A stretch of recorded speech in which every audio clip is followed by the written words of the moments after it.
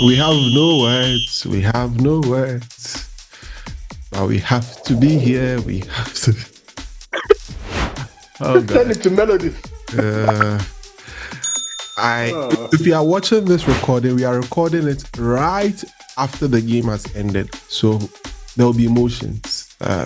If you see that I'm not on top of my voice, if you see that I'm not myself, I'm just feeling like you are feeling watching this. I know it's morning after the game that you are watching this, but that's what has happened.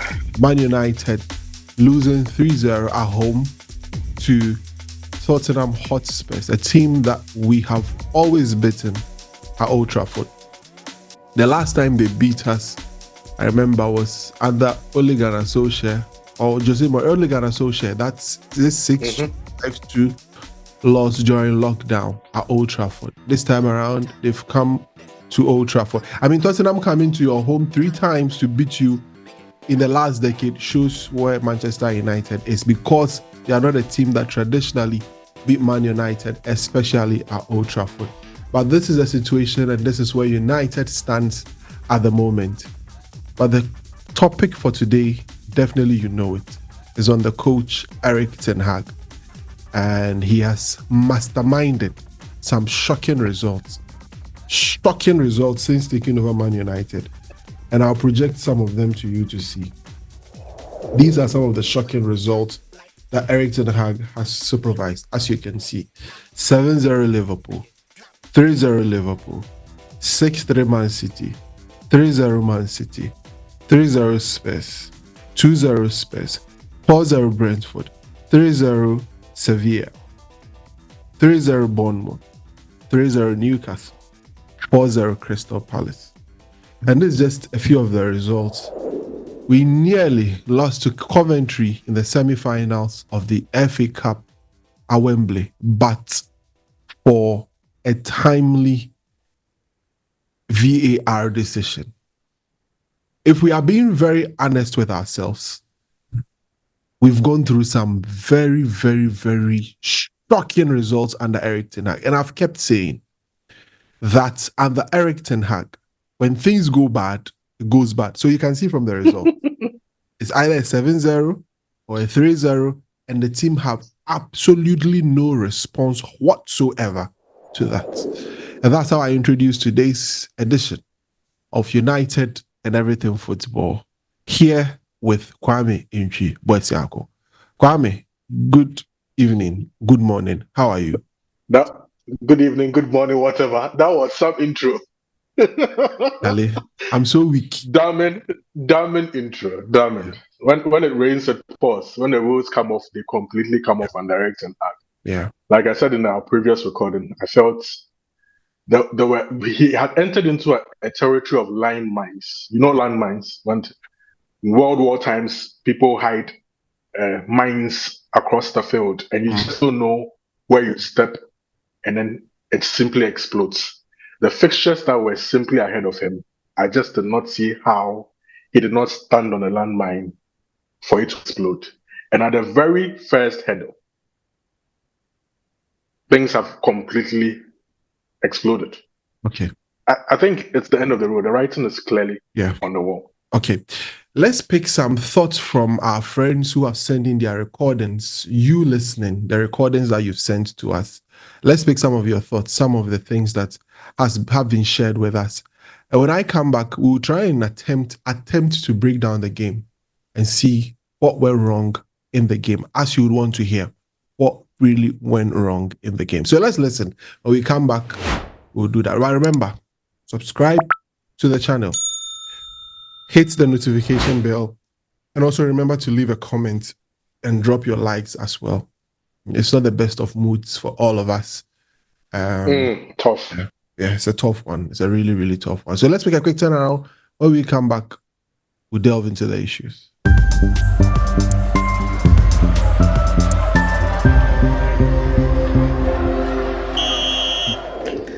See, I don't even know what to say.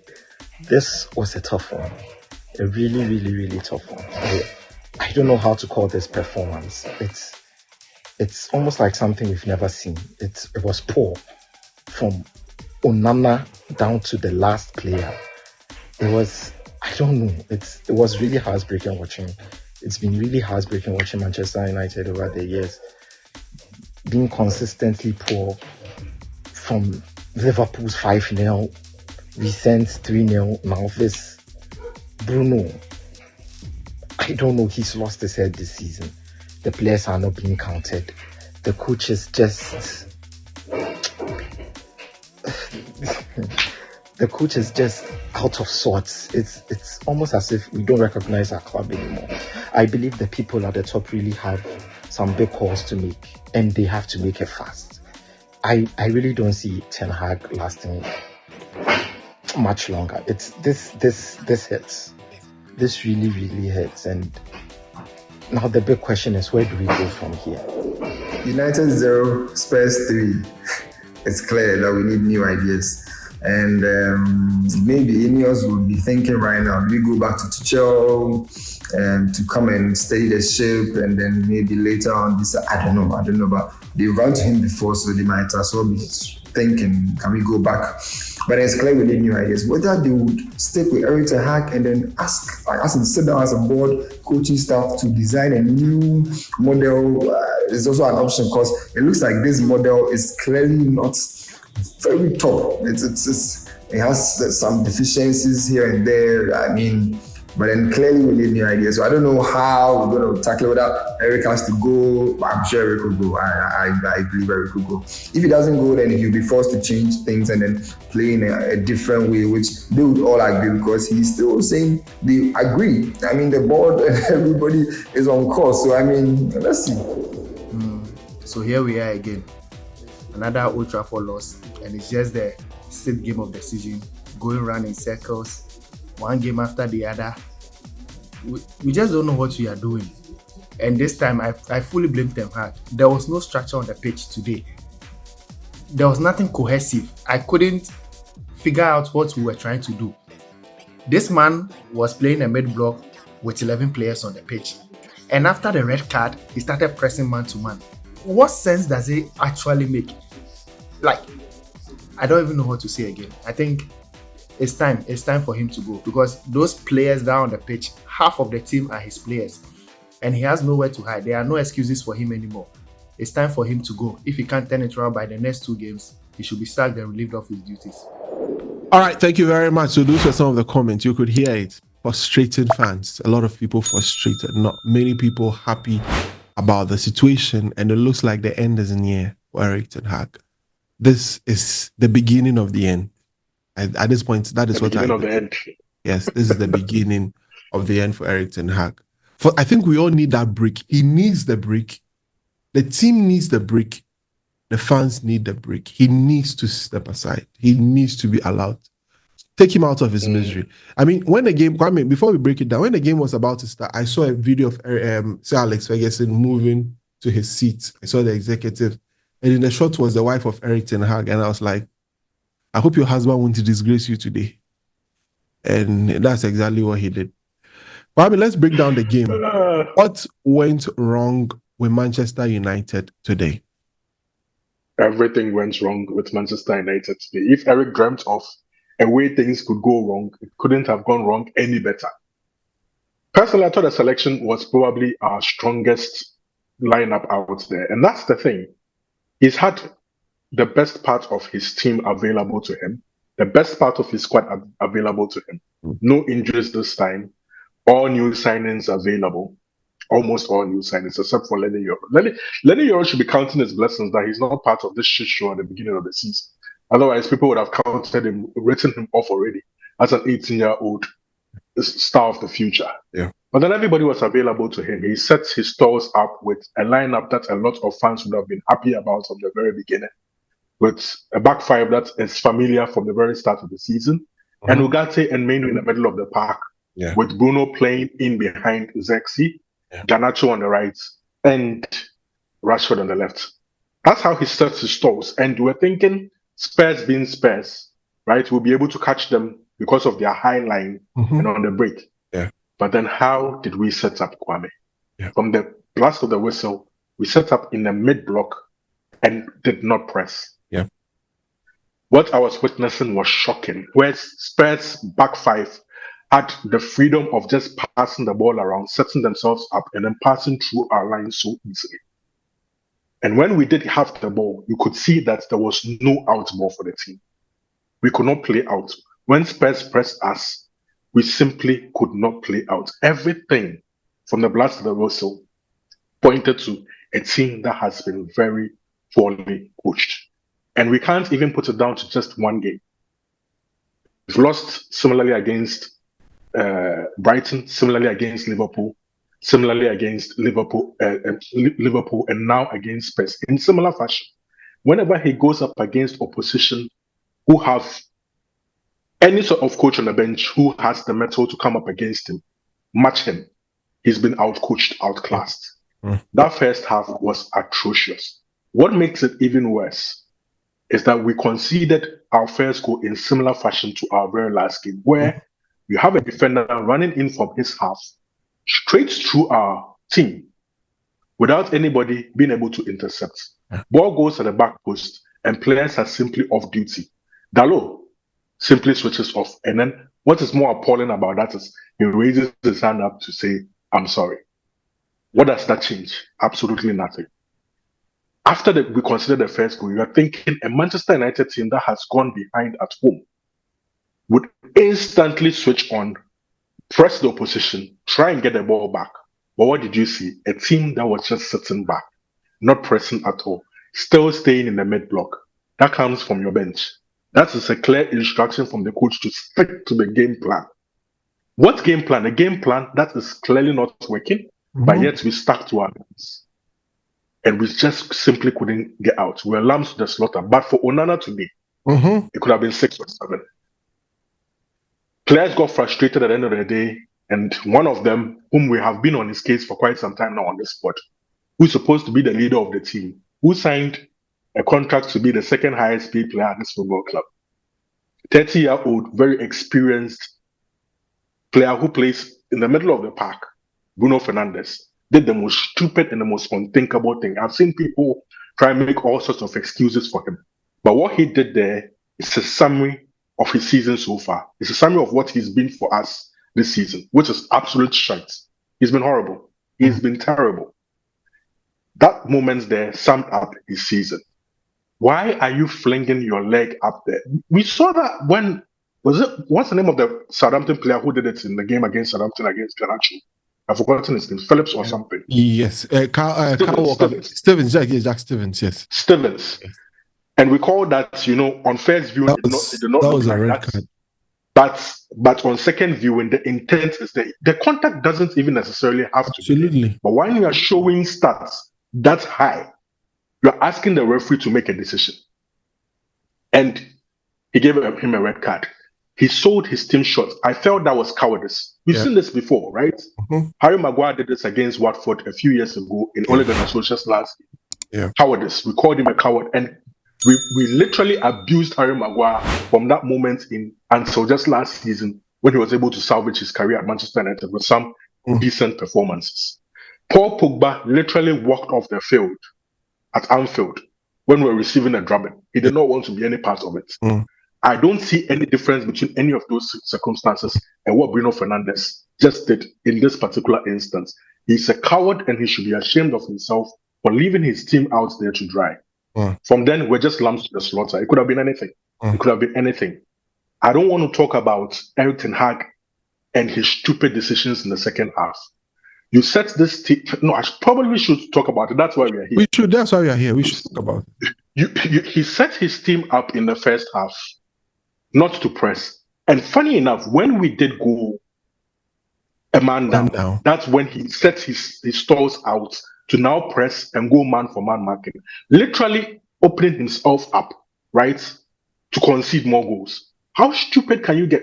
Do something as basic as shutting up shop, being tight, being hard to break through, being hard to play against, and try and get something on the break. This does not need any sort of special coach. But he literally just let his team out there to dry and to suffer. At the end of the day, injuries started mounting up. Players were just all over the place trying to do their own thing. Nothing was coordinated enough. And all you could see and wait for is Spurs to bang in and back. But for Timo Werner's profligacy in front of goal, but for Spurs taking their foot off the pedal, this scoreline could have been anything. And it could have been anything because of how poorly the team was coached from start to finish. The second half for me was even more disgusting than the first half, just based on how he was set up. In the second half, we said to ourselves in our private chat, he's only going to set us up to concede more goals. Like we've seen in the infogram that he showed us. Yeah. When we are losing, he doesn't put any halt to it, any stop to it. We just lose and lose so badly. And he sets us up just to lose in similar fashion. Kwame, the writing is on the wall. The games don't even get easier for him now. We're going to Porto. Very difficult going for any team, let alone to talk about our team in the kind of states that we are, the kind of form that we are, going there, try and get a result. After a very poor start to the Europa League season, Europe, he's won just one game in his last 8. What shows he can win another game? Such a tough ground. Yeah. It's not going to happen. Aston Villa don't lose games at home so easily. Yeah. Arsenal had to go to war with them and come out the other end victorious after such an incredible battle. They needed all the luck in the world to be able to do it. Yeah. This team can't go to Villa and get a result. Then you ask yourself, what happens after the international break? It doesn't even get easier. Will he even make it to the international break? That's it. That's the question. I strongly doubt. Ineos did all that they could over the summer to get rid of him. It was clear. They wanted their own man. They failed to get their own man, and they backed him. And they backed him with a lot of money, with new stuff, with everything. Yeah. What I'm driving at is ERIK Ten Hag has no excuse for how we have started this season. When he looks left, he looks right, there is absolutely no excuse. The players have said you've been backed off the field to be able to get results. You've had the time. This is your 3rd season at this football club. We should not be struggling this badly in your 3rd season. Yeah. We should not be easy to play against in your 3rd season. We should be harder to beat. Yet everything now plays against us, especially the top sides. And we look so easy to play against. We are retrogressing. And unfortunately for him, managers are always hired to be fired. Yeah. And it's about time he loses his job. We just need a fresh face, a new manager bounce.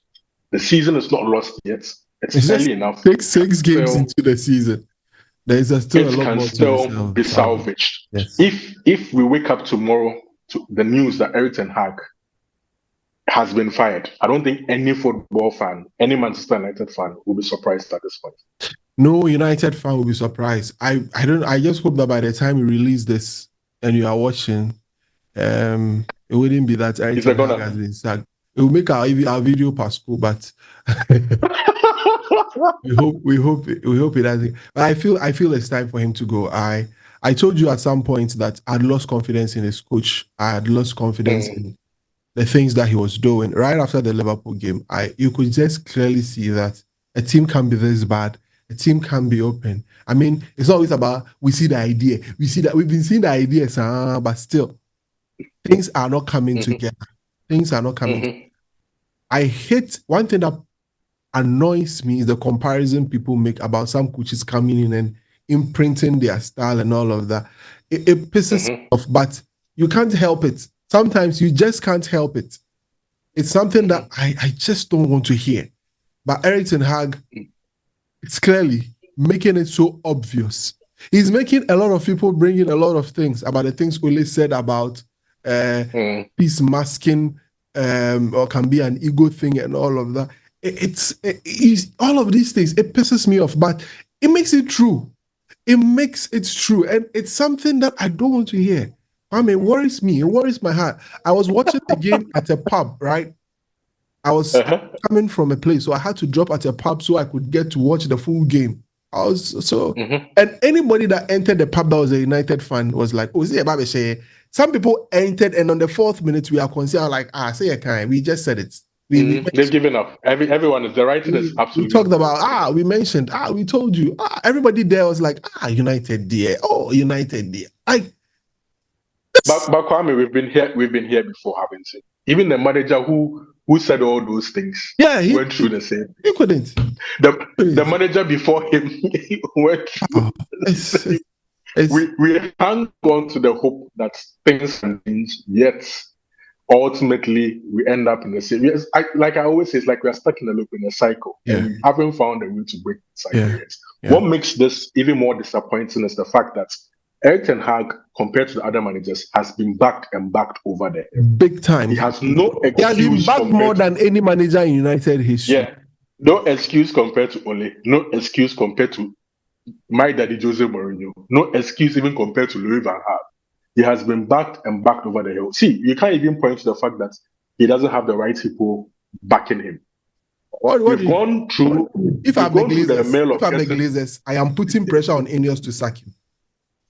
Of course, Yes. they should, I think what they have is people who are football people whom we should expect a lot from, and it's about time they take a very big football decision.